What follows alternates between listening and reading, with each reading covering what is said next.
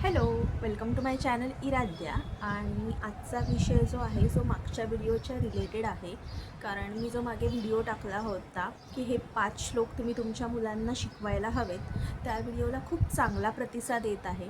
तर त्या प्रतिसादाच्या ह्याच्यामुळेच मी एक नवीन व्हिडिओ घेऊन आली आहे की हे 3 मंत्र आहेत जे तुम्ही तुमच्या मुलांना अभ्यासापूर्वी म्हणायला सांगायला हवेत आणि ते लहान मुलांना आपण शिकवायला हवेत. एकदम छोटे छोटे आहेत, एकदम सिंपल आहेत की ते त्या लहान मुलांना लक्षातही राहतील. याच इंटेन्शनने मी हा व्हिडिओ बनवत आहे. जसं तुम्ही त्या व्हिडिओला प्रतिसाद दिलात, तर मला असं वाटतं या व्हिडिओला पण तुम्ही तसाच छान सुंदर प्रतिसाद द्याल.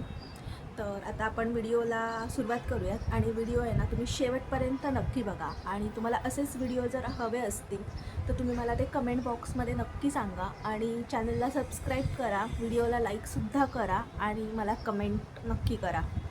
तर पहिला मंत्र असा आहे, आपण पहिला मंत्र हा गणपती बाप्पांचा घेऊयात. जसं की आपण कोणत्याही गोष्टींची सुरुवात करताना पहिले गणपती बाप्पांना नमन करतो.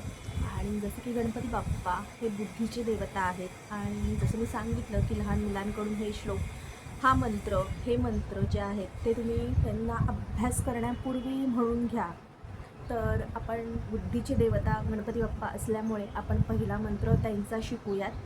पहिला मंत्र असा आहे, ओम गं गणपतये नमहा.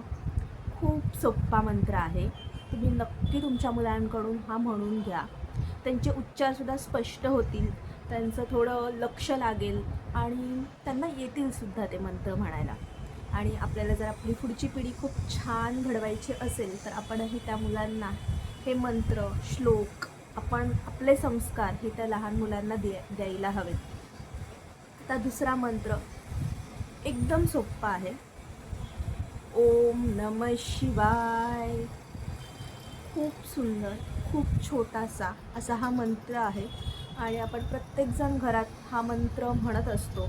तर हा मंत्र आपल्या लहान मुलांनासुद्धा यायला हवा. आणि हा अभ्यासापूर्वी म्हणून घेतलात तर छानच तुमच्या मुलांमध्ये प्रगती दिसेल.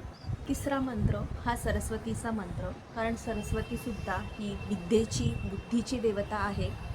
आणि त्याच्यामुळे तिसरा मंत्र असा आहे, ओम ऐं सरस्वत्यै नमः.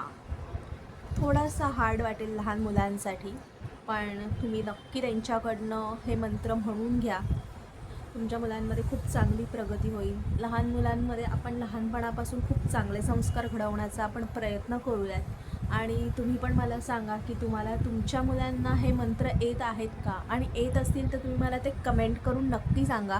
आणि तुमच्या मुलांना हे मंत्र शिकवल्यानंतर काय एक्सपिरियन्स आहे ना, ते सुद्धा तुम्ही माझ्यासोबत शेअर करा.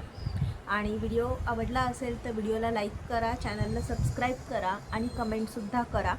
तुम्हाला जर असेच इन्फॉर्मेटिव्ह व्हिडिओ बघायचे असतील तर तुम्ही मला ते कमेंट करून सांगा. एखादा विषय तुमच्याकडे असेल तर तोसुद्धा मला तुम्ही सजेस्ट करा कमेंट बॉक्समध्ये.